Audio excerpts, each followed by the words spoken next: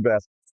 Bonjour, je suis Sébastien Gilabert, j'ai 33 ans et je suis le fondateur de Missia. Alors Missia, qu'est-ce que c'est? C'est ce dispositif que vous voyez à ma droite, qui est le seul dispositif passif qu'on va installer chez des personnes âgées pour favoriser leur maintien à domicile. Comment? En captant 88 actions du quotidien grâce à l'intelligence artificielle, plus spécifiquement la vision par ordinateur. Donc, comme je vous dis, 88 activités, savoir si la personne âgée mange bien, dort bien, a un niveau d'hygiène suffisant, un niveau d'hydratation, un niveau d'activité. Bref, même son état émotionnel, on est capable de les capter avec notre solution.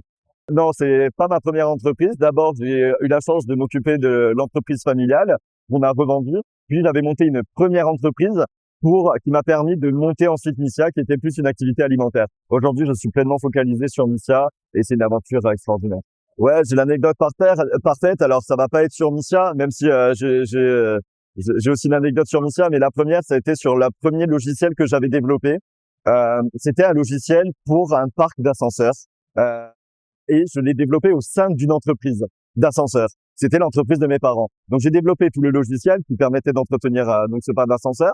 Et puis, quand je le mets sur le marché, quand les personnes l'utilisent, un jour, il y a une personne qui est venue me voir en me disant « Seb, tu es un génie, tu as pensé à ça et franchement, c'est extraordinaire. Cette feature-là, cette fonctionnalité-là, elle est extraordinaire. » Ben, cette fonctionnalité, c'était tout simplement un bug.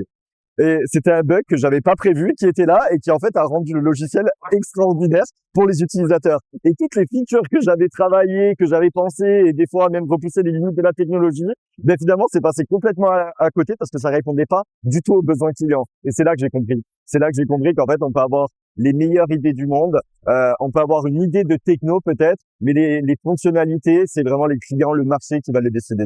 Vous voyez ce petit bouton là? À la base, il est là pour couper la caméra. Donc, c'est un système de vision par ordinateur pour couper la caméra quand des personnes âgées ont des aides à domicile qui ne souhaitent pas être filmées. Donc, elles peuvent désactiver la caméra. Oui. Qu'est-ce qu'on fait quand la caméra est accrochée au mur? Et là, on s'est tous regardés dans l'équipe. On s'est dit, mais on a pensé à tout. On a fait des intelligences artificielles monstrueuses, super, etc.